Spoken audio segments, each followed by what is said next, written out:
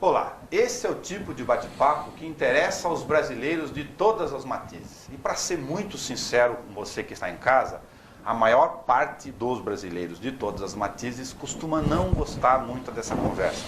Acha que é uma coisa só de partido político, só de coligação, só de candidato. E aí entra o primeiro das grandes problemáticas da origem da alienação política cidadã do brasileiro. Ele não gosta ou não gosta de perder tempo de se informar sobre aquilo que mexe com o horizonte de sua vida. Eu vou falar sobre reforma eleitoral, que não foi mini-reforma coisa nenhuma, como especialista em direito, internet, questão digital e todas as nuances de ferramentas, inclusive que fora do ambiente eleitoral, você em casa, confesse, usa também de forma inadequada. Então pode servir algumas das questões que nós vamos falar aqui, embora baseado na lei eleitoral, para outras condutas do computador. Para isso, nós convidamos e exploramos ele sempre em relação a esse assunto, porque é um especialista, como apresentei, o advogado José Milagre. Você está militando no ponto de vista científico de informação há bastante tempo sobre isso. Eu fiz uma eloquência inicial e gostaria da sua opinião, mesmo que eu possa estar errado. Não é a mini-reforma, são mudanças profundas na legislação? Sem dúvida. Obrigado mais uma vez pela oportunidade, pelo convite de esclarecer um tema tão pertinente a toda a sociedade, né? Sobretudo em ano eleitoral. De forma alguma não se trata de uma mini-reforma. Nós tivemos uma mini-reforma eleitoral, foi trazida pela Lei 12.891 de 2013, no pleito anterior, mas como ela não seguiu a anterioridade, ela não se aplicou ao pleito de 2014, ao pleito passado.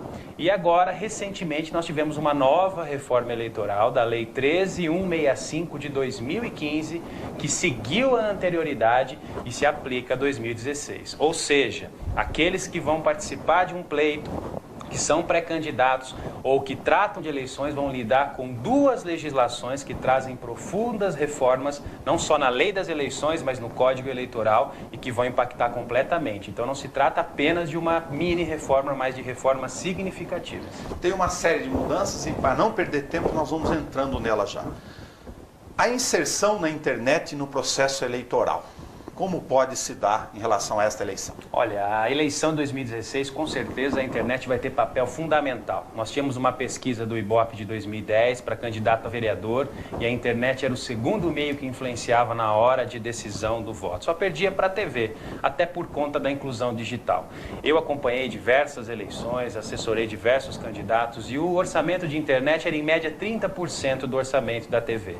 Hoje esse orçamento ele é igual ao da TV. Uma pesquisa do Datafolha de 2014 já demonstra que a internet no pleito influenciou 39% das pessoas, sendo que 19% foram muito influenciadas. Uma mesma pesquisa do Ibope sobre mídias digitais aponta o Facebook, né, como um dos principais fontes de informação hoje do usuário em relação a temas, notícias e assim por diante. O eleitor está conectado e a internet deixa de ser uma mídia complementar na campanha, mas para ser a tábua de salvação e principalmente o palco aí de grandes debates e da influência de voto.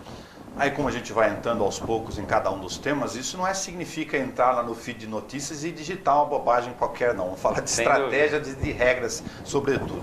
O que muda em relação às eleições passadas, Milagre? Olha, a internet ela vem sendo discutida em cada eleição. Nós sabemos que o TSE pode regulamentar a propaganda eleitoral em cada pleito.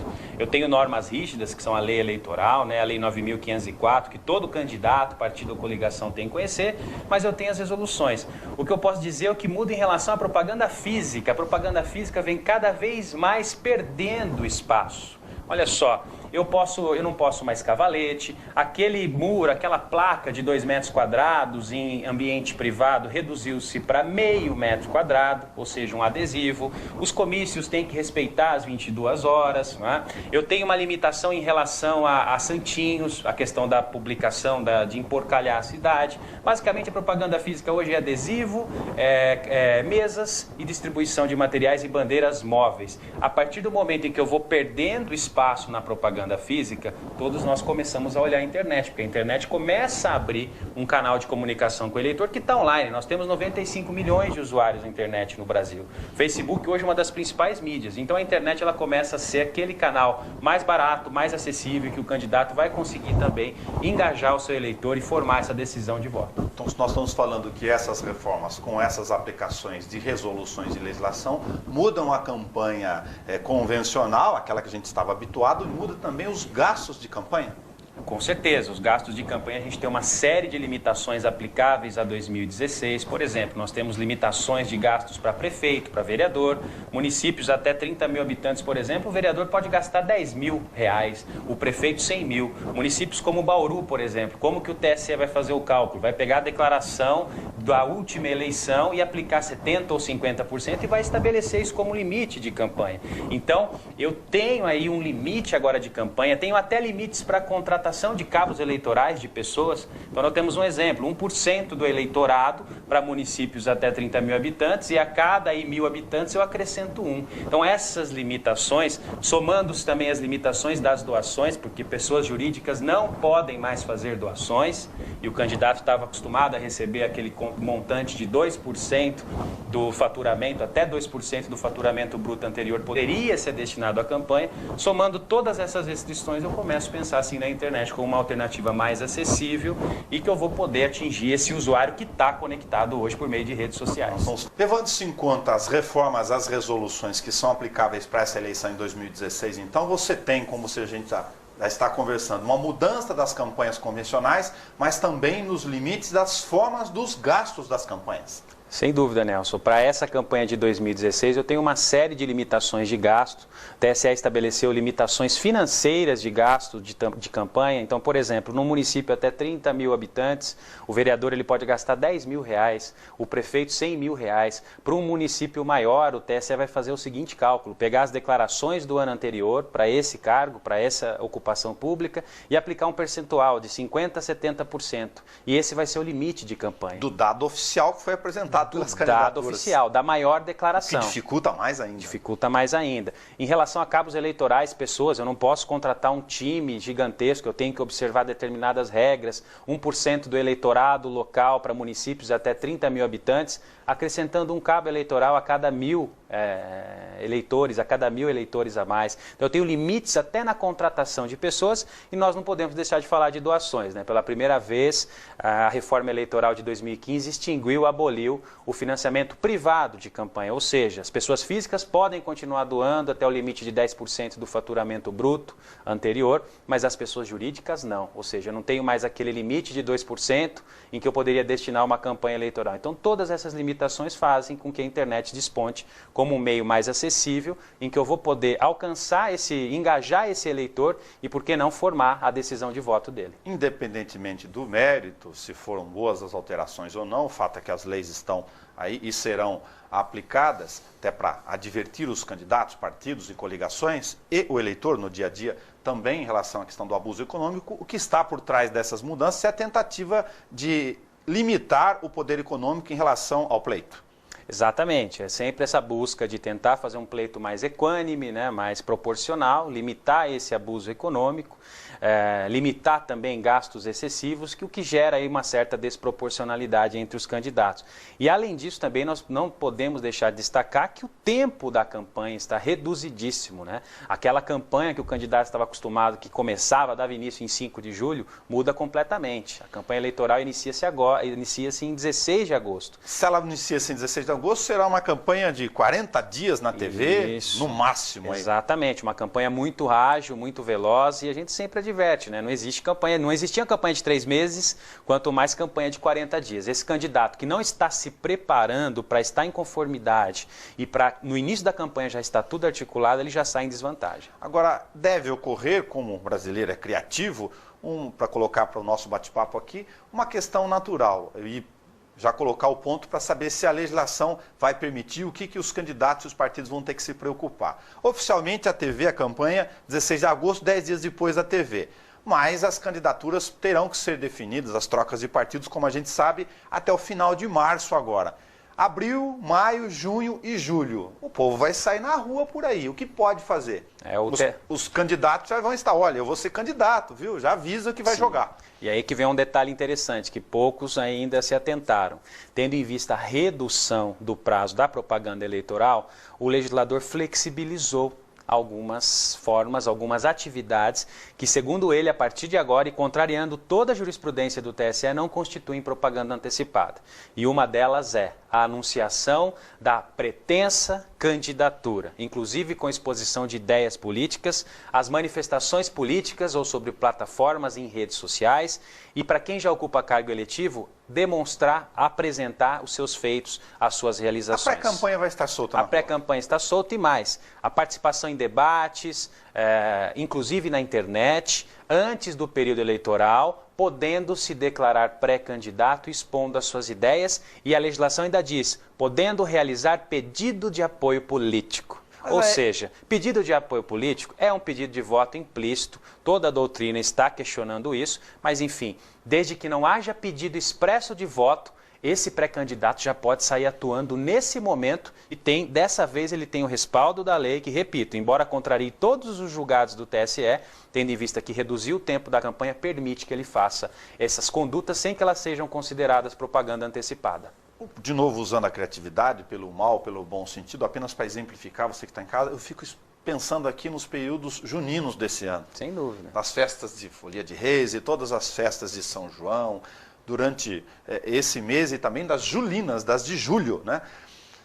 O candidato vai comparecer nessas festas. Se ele souber cantar ainda, falar um pouco, não é campanha oficial ainda, ele vai poder se expor? Sem dúvida. O candidato ele tem essa flexibilidade. Lógico, nós sabemos que a Justiça Eleitoral ela varia muito seus entendimentos de Estado para Estado, mas o importante é que está amparado na lei. Vai ter abuso aí nessa história. Pode ter abuso e isso pode ser coibido, isso pode já gerar uma representação e assim por diante. Mas é importante deixar claro que o candidato agora, com a reforma eleitoral trazida pela Lei 13.165, ele pode anunciar sua pré-candidatura, debater temas políticos nas redes sociais e pedir apoio político. O que é apoio político? Um tema cinzento. Desde que não haja pedido expresso de voto, em tese seria um pedido de apoio político. Vamos avançar. Organizar evento para arrecadar fundos. Eu posso? Exatamente. Como nós temos uma limitação de doações, nós sabemos que as pessoas jurídicas não podem mais fazer doações. Essas, logicamente, também que já existe toda uma discussão sobre uma forma de doação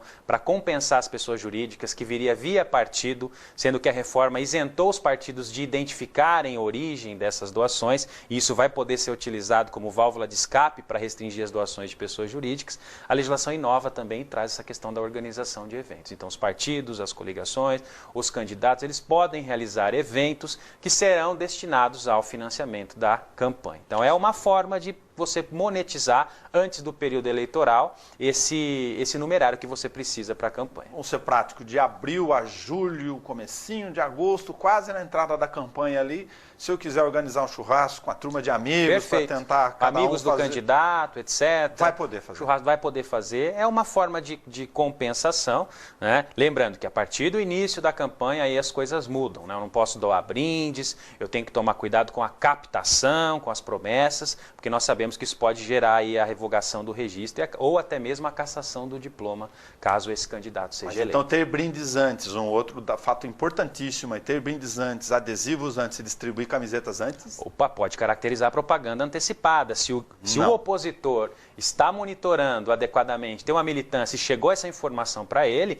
ele já caracteriza uma propaganda antecipada e isso pode gerar uma multa e pode até evoluir para um abuso de poder econômico que vai implicar na candidatura e no registro dessa candidatura do candidato. Para reforçar nosso raciocínio de uso da internet em larga escala por essas situações todas e doações pela internet. Olha, eu sou um candidato humilde, estou aqui colocando os meus amigos no meu Facebook, que tem 5.000 seguidores, que façam aqui, ó, essa continha, eu já preparo a conta que será a conta que eu vá utilizar futuramente no banco para essa finalidade. Exatamente. Doações pela internet são possíveis, tá?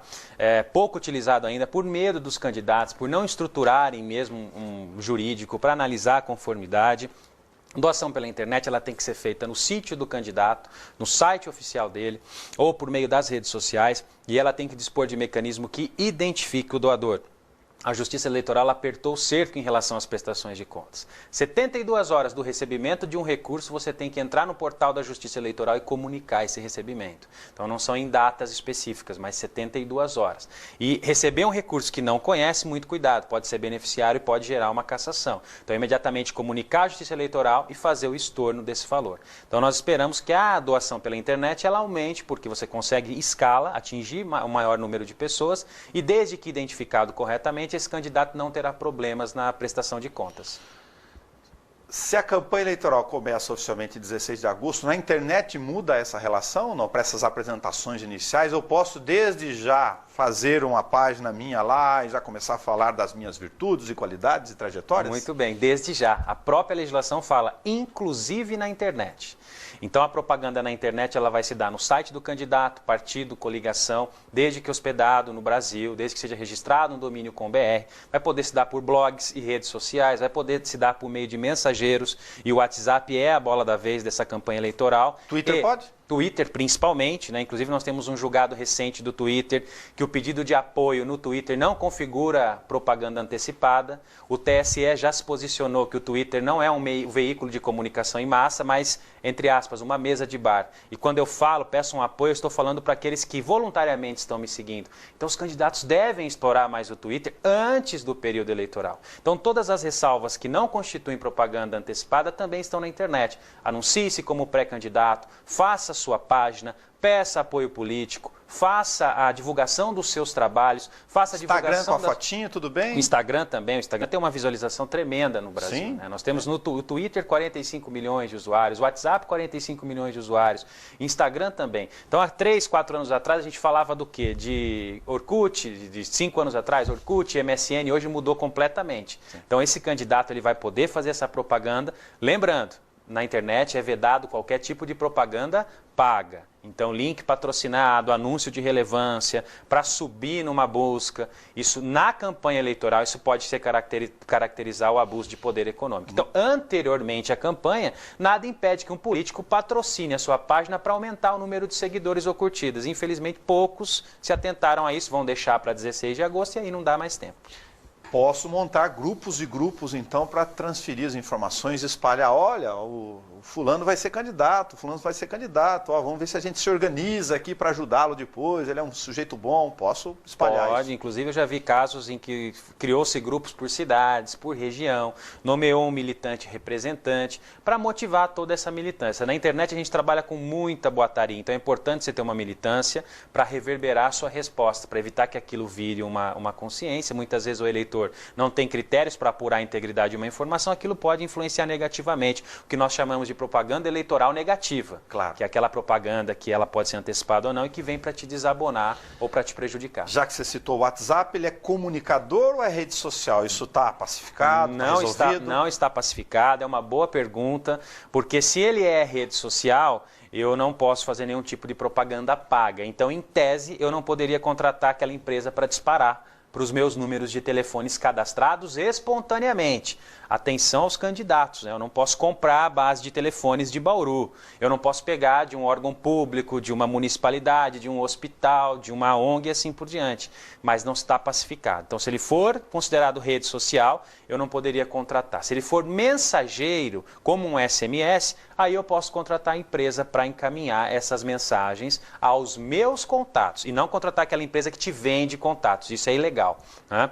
O que nós temos hoje? Alguns julgados dos TREs que vêm direcionando no sentido dele ser um mensageiro. Então, como SMS, nada impede de você contratar uma empresa que vai pegar sua base de dados e periodicamente encaminhar suas propostas pelo WhatsApp. Lembrando que quem recebe mensagem pelo WhatsApp lê, diferente de um e-mail. Mala direta eletrônica, então, guardada essa reserva aí? Esquece, proibido.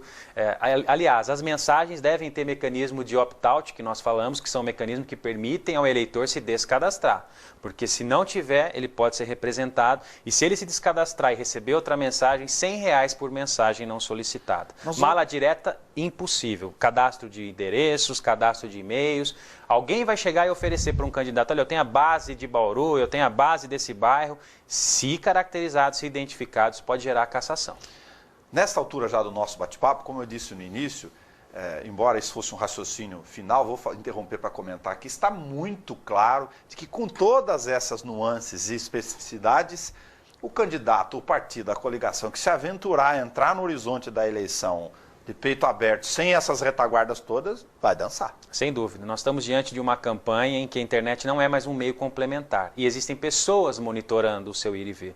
A campanha ganha não só quem tem mais popularidade, mas quem erra menos, né? Nós sabemos aí que existem pessoas que vão ser contratadas, que vão estar monitorando para verificar se a sua campanha, desde a pré-candidatura, desde as prévias, ela está em conformidade, não. A partir das convenções já é permitido o direito de resposta. Sim. E um detalhe, as prévias que poderiam ser transmitidas pelas redes sociais, agora com a reforma eleitoral não se pode mais transmitir as prévias. Não posso transmitir. Não pode. Sem prejuízo da cobertura dos meios de comunicação em massa, o partido ele não pode fazer essa divulgação indistintamente nas redes sociais, nem mesmo o candidato e nem as empresas de TV e comunicação transmitirem ao vivo. Então aí já vai ter algumas escorregadas, infelizmente. Vai ter aquele que já vai se anunciar, vai ter aquele que vai divulgar as prévias e isso pode ser identificado já na fase pré-eleitoral para uma representação. Agora, se um outro instituto foi lá, registrou as emissoras de sem TV, prejuízo. fez, A lei eu fala posso isso. me apropriar daquilo e colocar numa página minha? Então, olha, gente, olha, fizeram uma campanha aí, eu ainda não sou candidato, mas olha como meu nome está bem colocado. É temerário, embora assim, seja uma notícia replicável, né? E a lei faz essa ressalva realmente, os meios de comunicação em massa podem fazer a cobertura jornalística. Então, um compartilhamento eu entendo que não haveria de se considerado aí um abuso das prévias.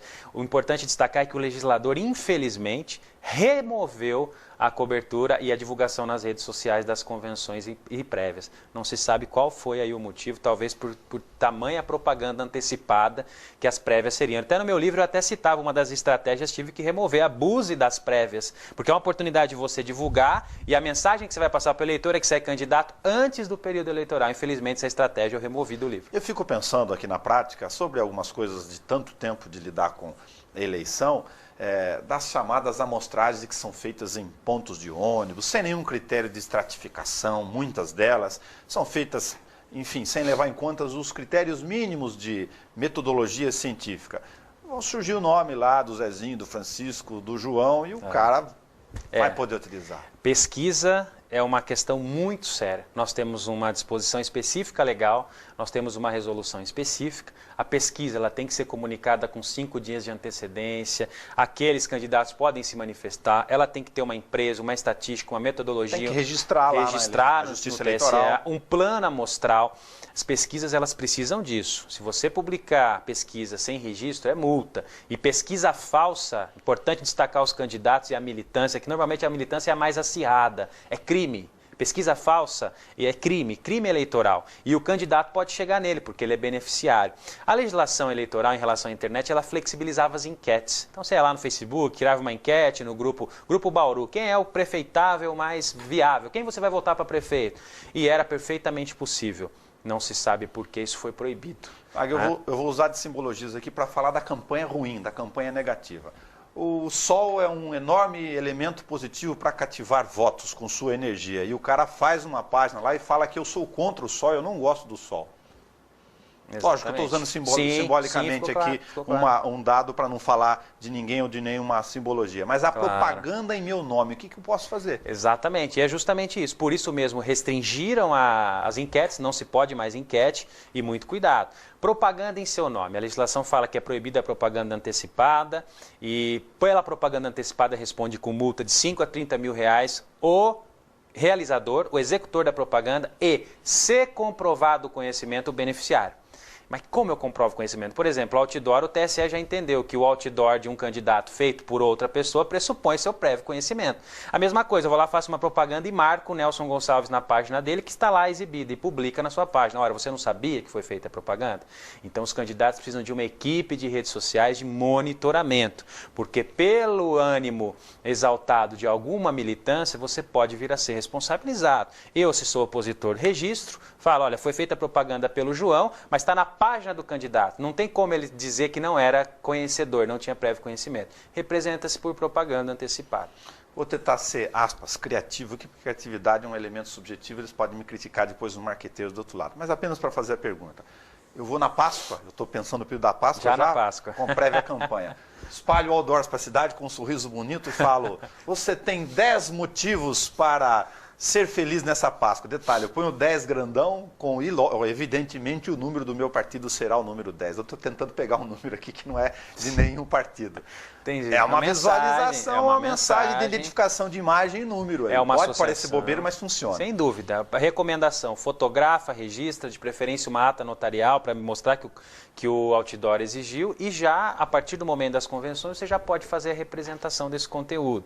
É muito comum isso, né? O outdoor é proibido na campanha. Nós temos hoje, eram as placas em locais privados, lembrando que locais públicos ou concessões, ou locais de frequência coletiva, não precisa ser público, se é de frequência coletiva, a Expo Bauru ou uma igreja, eu não posso também fazer publicidade. O Bauru Tênis Clube ou qualquer entidade de frequência coletiva, eu não posso. Mas se foi anterior, é muito comum você ver o candidato colocar um outdoor, Feliz Dia das Mães, Feliz Páscoa. Feliz Ano Novo.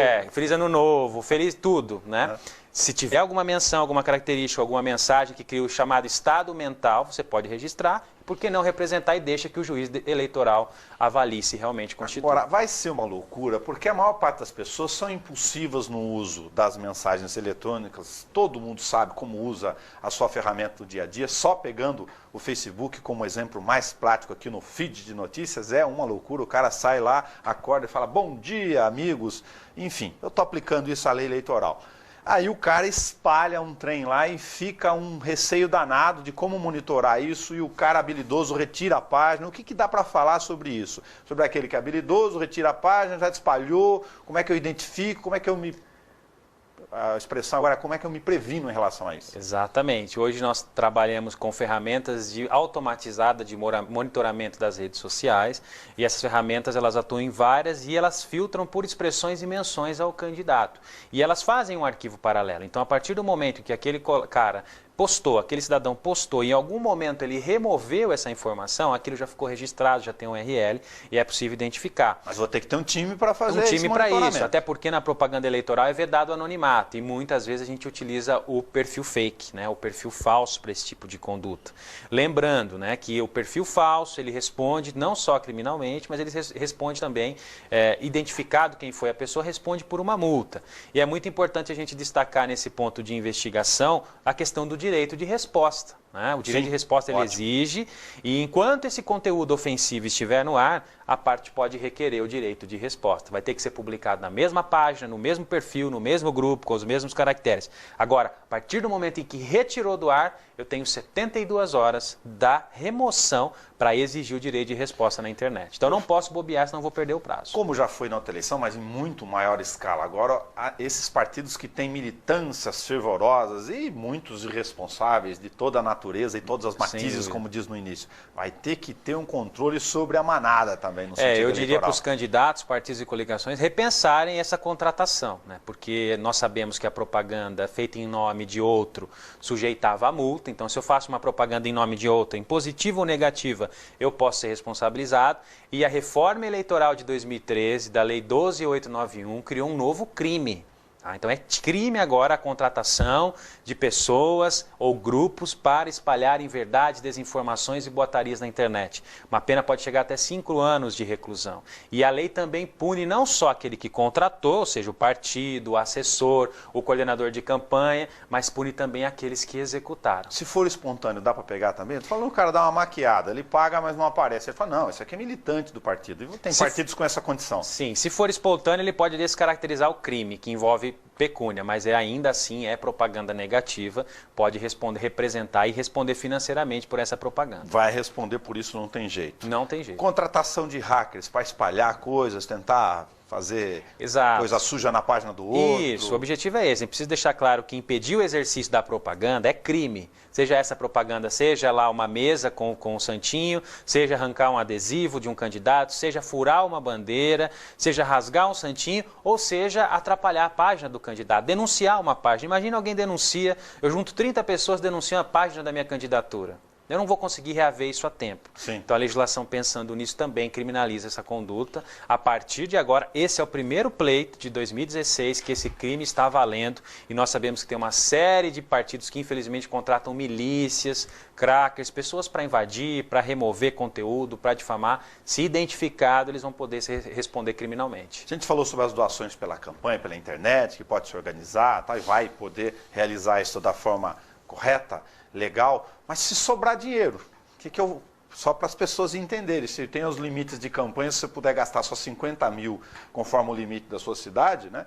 Tem alguns limites, como o Milagre já citou, pré-estabelecidos, definidos na lei. Se eu conseguir arrecadar 100 mil, o que eu faço com os outros 50? Existe uma disposição expressa para você fazer a devolução, né? Seria o estorno, né? O Tesouro Nacional, inclusive para o que você recebe que não conhece. Vou devolver para o governo. Então, assim, é muito rígido mesmo a questão. Se eu pudesse elencar um dos principais pontos no que diz respeito à reforma eleitoral de 2015 aplicada a 2016, os limites de gastos de campanha, o financiamento de campanha e a prestação de contas. Vai exigir um trabalho minucioso, porque, lembrando, quando eu falo conta, não é representação eleitoral que eu pago multa. Quando eu falo conta, é investigação judicial que gera anulação do registro ou cassação do diploma. Então, as consequências são graves, o candidato vai ter que ter uma equipe sintonizada com isso, preparada para fazer essa prestação. Vou fazer uma observação simplista aqui, mas é mais por uma questão de ser da área de jornalismo, de rádio e televisão. A gente se acostumou, do ponto de vista cultural e de tradição, de gravações oficiais e produções de TV, de rádio e televisão para o período da campanha, aí 10 dias depois, 16 de agosto.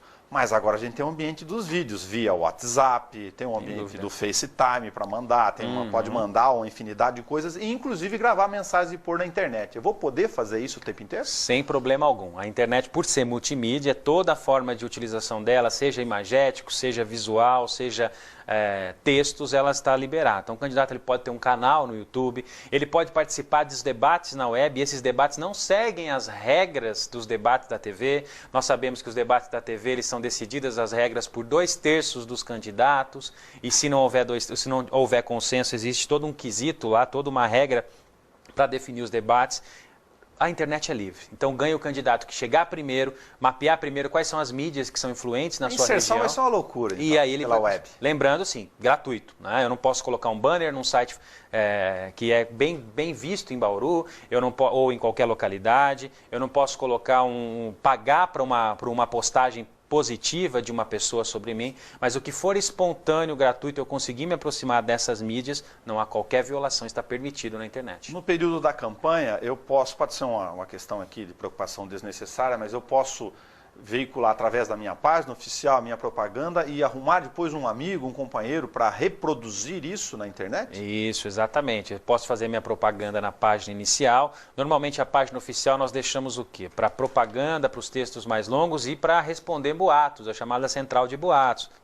O candidato que não presta atenção aos boatos, ele acaba podendo se complicar. Então a gente cria uma resposta firme, fixa e ali compartilha. E é importante que essa militância reverbere esse conteúdo do site nas redes sociais. Então nada impede dele ter pessoas para replicar esse conteúdo. Lembrando, se o candidato já exerce um cargo eletivo, ele não pode fazer isso no site da Câmara, no site da Prefeitura, ele não pode divulgar o seu e-mail público, ele não pode usar os computadores da Prefeitura, porque eu entro lá na regrinha do artigo 73 da lei eleitoral, que são as vedações dos servidores públicos. E para os servidores públicos entenderem, 6 meses antes do pleito, ou no primeiro semestre do ano do pleito, já tem uma série de vedações. 3 meses mais outra série de vedações. E qualquer bobeada aí pode prejudicar não só o candidato e o servidor público também.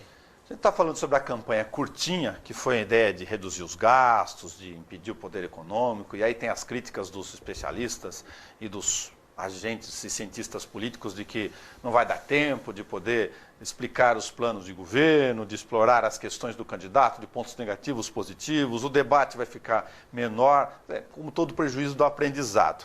Agora, me vem um outro raciocínio aqui para colocar no nosso bate-papo, depois de falar de todas essas regras, que é para as pessoas entenderem. Nós estamos gravando aqui quase na boca de fevereiro e, portanto, daqui 30 dias vão estar definidas todas as candidaturas. Neste momento, que a gente está gravando aqui na TV Câmara, os partidos, os líderes partidários estão correndo feito doido atrás de todos os candidatos com potencial de voto. O Milagre conhece muita gente, tem inserção na UAB, o Nelson conhece não sei quem, não é meu caso, porque não sou filiado politicamente, mas eu estou usando a simbologia para dizer o seguinte: diferentemente das outras eleições, é importantíssimo a chapa de vereadores não ter só o puxador de votos dessa vez. Muito bem, exatamente. O que o sistema proporcional ele vem para privilegiar a ideia, partido, representatividade.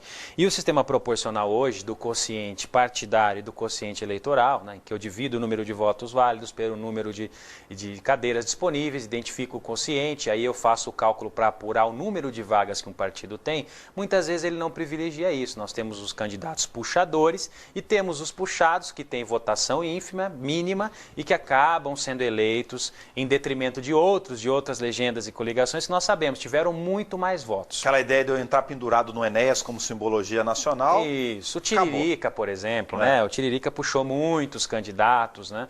E dentre outros exemplos que nós temos aí. Para tentar nivelar isso, foi criado pela reforma eleitoral, a Lei 13.165, chamada votação mínima nominal. Então não adianta mais ao candidato simplesmente ser puxado. Para ser puxado, além de ter quem vai preencher as cadeiras de um partido? Teve 10 cadeiras, são 10 candidatos. Não são os 10 mais votados, mas são os 10 que têm a votação mínima, ou seja, pelo menos 10% do eleitorado. Então, se ele não tiver esses 10% do eleitorado, outro de outro partido vai fazer essa sucessão. E como que nós chegamos nesse sentido? Por que essa votação mínima nominal? Para que o candidato que seja puxado não seja simplesmente um puxado, mas que ele tenha um mínimo, né, de representatividade que vai se dar nesses 10% de votação. Por isso que nós estamos tendo uma correria para formar times mesmo. Não é mais aquela história de qualquer um, o pequenininho mesmo, né, que não tem uma expressão. Esse cara pelo menos medianamente bom de voto. Isso, ele tem que ter a sua representatividade, ele tem que ter tido o seu relacionamento, porque senão não vai adiantar. Então aquele que acha que vai ser puxado porque entrou numa coligação que tem bons figurões, que tem já candidatos consolidados, ele pode se enganar, né? Ou seja, nós vamos ter essa regra que já está aplicável a esse pleito de 2016. Em certo sentido, proporcionalmente, essa regra também elimina um pouco daquele receio que era tradicional de ficar com medo. Eu não vou para o partido tal, porque lá tem o cara que é bicho-papão. E aí eu vou fazer a eleição dele. Não é mais ou menos esse raciocínio. É um equilíbrio, né? Perceba-se que há um equilíbrio. Se ao mesmo tempo eu não vou puxar aqueles que eram inexpressivos e não tinham representatividade, aqueles que têm uma mediana representatividade ou que sabem da sua representatividade, eles podem ingressar num partido que realmente tem puxadores. Porque nos cálculos eles podem ser eleitos, podem ocupar uma cadeira. Vou reforçar a novidade do voto mínimo nominal. Isso significa que se você fosse aventurar a ser um representante popular, olhe primeiro se você consegue ter votos suficientes, é uma questão prática, para ser eleito síndico do seu prédio. Porque se nem isso você tiver, não jogue dinheiro fora, não perca seu tempo. Se aquele candidato está com essa ideia de que, olha, ele não tem expressão, mas estou num partido bom e posso ser puxado. Infelizmente, as regras dificultaram para ele, porque agora eu observo os 10% da votação. Então, ele tem que ter um mínimo aí de representatividade para poder ser eleito. Para a formação da questão das sobras, vamos usar como referência o chamado coeficiente eleitoral, que é a média de votos válidos mínimo que se estabelece na eleição. Bauru foi 10.500, 11 mil votos, agora fala-se em 11.500 por causa do aumento do número de eleitores, no máximo 12 mil, acho que nem chegue a isso, 12 mil votos para preencher uma cadeira. Essa continha continua sendo referencial. As sobras é uma questão bem polêmica, porque o cálculo das sobras, nós sabemos, você vai fazendo a aplicação enquanto tem sobra, até preencher todas as sobras. E você vai acrescentando mais um nos cálculos dos partidos. Ocorre que com essa reforma da 13.165 de 2015, a forma com que foi redigido o texto fez com que não se acrescentasse mais um, mas ficasse um coeficiente fixo, né? Um denominador fixo. E isso vem gerando muita discussão, porque a partir do momento em que eu tenho um denominador fixo, aqueles partidos que já têm maior expressão, eles ficariam com todas as sobras. Então, os cálculos das sobras, embora foram alterados pela Lei 13.165, já são objeto de uma ação direta de inconstitucionalidade, já tem uma ADIM em andamento, e até a atualização que nós temos, o Supremo Tribunal já havia, aliás, o TSE, o Tribunal Superior Eleitoral, havia suspendido a eficácia do cálculo das sobras para essa eleição até o julgamento. Então pode ser ainda, nós estamos em fevereiro, pode ser que hajam modificações, mas a princípio o cálculo das sobras continua sendo o anterior à reforma eleitoral de 2015. Mas reforce-se só para instigar você que quer ou será candidato, o voto mínimo nominal. Está tranquilo, permanece. Voto mínimo nominal não foi questionado, está válido, ou seja, vai se observar número de vagas do partido, vai se eleger aqueles que tiverem maior votação nominal e os 10%, ou seja, de representatividade, para que não seja aquele que teve maior votação nominal, mas uma votação pequena e assim por diante. Em escala, por sua experiência e especialidade, Milagre, olhando o raciocínio global agora, a internet vai ter tanta ou igual força em relação às outras ferramentas eleitorais, em função dessas mudanças todas que conversamos? A nossa percepção é que cada vez mais a propaganda física fica limitada. Né? Cada vez mais a propaganda física nas ruas ela fica acuada. Sobretudo o Santinho, por exemplo, aquela questão de emporcalhar os colégios eleitorais, a partir de agora eu tenho uma resolução que vai penalizar aqueles que emporcalham no dia da eleição. Por outro lado, a internet vem ganhando relevância. O Brasil hoje é o maior número em horas em redes sociais, é um dos primeiros aí no Facebook, né? Nós temos muitos usuários de Facebook, Sim. Nós temos o WhatsApp crescendo absurdamente, 45 milhões de usuários, acesso à internet crescendo. E um detalhe, eu tenho uma geração chamada geração Z, que é até 19 anos. Né? Esse camarada aí, né, de 2001 até 2010, etc., é um camarada que nasceu na mídia digital, não assiste TV, pouco lê de jornal, não vê rádio, não ouve rádio, e ele vai formar. Adoro a mensagem. Só que vota. É multitarefa e vota. E eu tenho uma geração Y também, que é até os 29 anos de idade, que são pessoas que, embora ainda assistam TV, vejam rádio, eles também estão antenados na internet. Então, para atingir essa juventude que está inscrita e que vota, a internet é o meio eficaz. Então, a gente verifica que a internet deixou de ser um meio complementar. Põe um site lá e pronto, a campanha é isso, vão para a rua.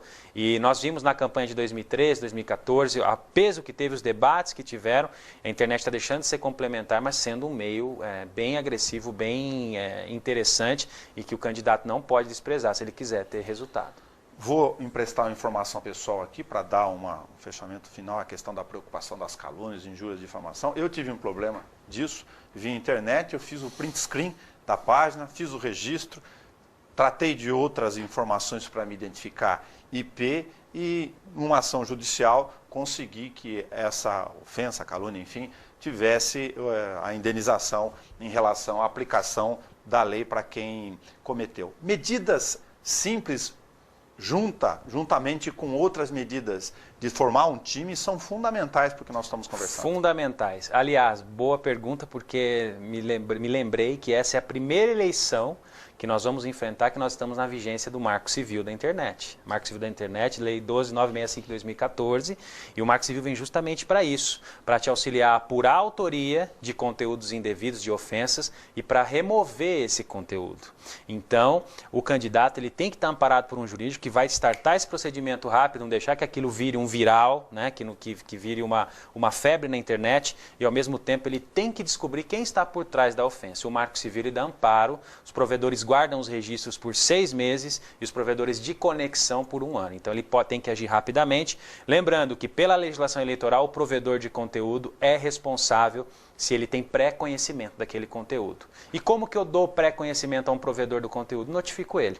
Então o candidato viu que está hospedando uma ofensa, uma agressão, uma foto inverídica, ele notifica o provedor e registra, para que ele remova, e caso ele insista, aí a partir daí então ele pega esse conteúdo e ingressa judicialmente, pedindo então a responsabilização do provedor para remover o conteúdo. Simbolicamente, a tecla do print screen nunca será tão falha. Importante quanto Sem dúvida. Nesta eleição. Porque todo meio de prova na internet é válido. Então pode ser um print screen, pode ser salvar a página, pode ser até mesmo uma ata notarial, um tabelião que vai lá ver que existiu esse conteúdo, né? Existem outros meios, você tem que preservar esse conteúdo antes dele ser excluído, para que você possa caracterizar a materialidade. Então o candidato realmente tem que ter uma equipe focada nisso para evitar que esse conteúdo indevido ele se prolifere e ao mesmo tempo para fazer com que quem está por trás dessa ofensa, normalmente o opositor, ele responda. Olha, a gente citou alguns pontos aqui para tentar abranger os principais da 13165. 13165 de 2015 e 12891 de 2013. Só um adendo para que é importante. Telemarketing está proibido. Tá? Montar um timinho para ligar. Colocar lá um call center. Oi, tudo bem? Estou ligando em nome do candidato. E para caracterizar telemarketing é necessário que haja interação. Então, se o candidato for representado por WhatsApp ou por SMS sob o fundamento de que é telemarketing, não dá certo. Já existem julgados que telemarketing é interação. Pode mandar mensagem, pode mandar suas propostas e isso não vai caracterizar telemarketing. O que está proibido é você contratar pessoas para interagir em tempo real com eleitores, tentando convencê-lo a lhe dar o voto. Ufa, o que eu diria para quem tem partido, coligação, quer ser candidato, monte um time já, antes do carnaval, ou no máximo até o carnaval. Sem dúvida, é importante, a gente trata no livro, inclusive eu estou atualizando o livro vai ser lançado em março, que é o Guerra Eleitoral na Internet. Eu fiz em 2012 e gerou muita adesão mesmo, a gente atualizou ele com as normas atuais e ele monta toda essa estratégia, conformidade e táticas para uso da internet em eleições. E lá no livro eu falo mesmo desse time digital, que ele está subordinado ao coordenador de campanha e ele é composto justamente por pessoas que vão dar todo esse atendimento, conformidade com doações, prestação de contas, redes sociais, monitorar se a campanha da oposição está em conformidade e garantir a segurança para que o candidato possa fazer o que ele tem que fazer, que é ir para as ruas e convencer o eleitor. Como certamente, embora esse vídeo esteja no YouTube, para quem souber só da nossa entrevista e não puder e não possa ter assistido no momento em que ela está no ar, entra no YouTube na página TV Câmara Bauru depois, só digita José Milagre, que vai aparecer essa entrevista lá, que certamente será utilizada até o mês de agosto, inclusive durante todo esse primeiro semestre e o começo do segundo. E em relação ao livro, o José Milagre, que é advogado e especialista em questão digital e eleitoral, lógico, em especial, já está anunciando para a gente aqui que a partir de março vai poder ter acesso ao livro, quem quiser esmiuçar e aprender um pouco mais em relação a isso. Isso, exatamente. A gente esgotou a primeira edição durante esses 4 anos, pessoas pedindo, a gente mandou livro para o norte, para o nordeste, o pessoal pagava mais caro no frete, né? E nós atualizamos ele bem, acompanhamos a evolução do TSE em relação à internet, link patrocinado, o que pode, o que não pode, ofensa. Fizemos de uma forma didática e também tem um capítulo específico de como estruturar essa equipe, quais são as competências, o que cada um vai ser responsável nesse projeto, buscando o resultado eleitoral. Então os interessados vão poder acessar josemilagre.com.br, lá vai ter o link para o interessado adquirir a obra também, que é indispensável não só para candidato, mas para a equipe de campanha. Então, o pessoal que vai trabalhar com marketing, que vai trabalhar com organização, com TV, para não falhar, para não entrar em desconformidade, gerar uma multa ou uma representação, é importante seguir o que nós estamos transmitindo no livro. José Milagre, de nossa parte, muito obrigado, até pela nossa função pública, que a gente vive te explorando em relação aos seus conhecimentos, para transferir informação para as pessoas e elas se prepararem, e você que não é candidato, não participa de nenhum partido político, também se preocupar, porque você é um fiscal, em última instância, das condições. Eu que agradeço, sempre uma oportunidade ímpar, estamos sempre à disposição. Obrigado. Tá bom. Eleição 2016, desde fevereiro, antes do carnaval, quando a gente estiver em agosto, se você estiver assistindo esse programa, você vai se lembrar, poxa, eu não me preparei. Faça isso desde já. Até o nosso próximo encontro.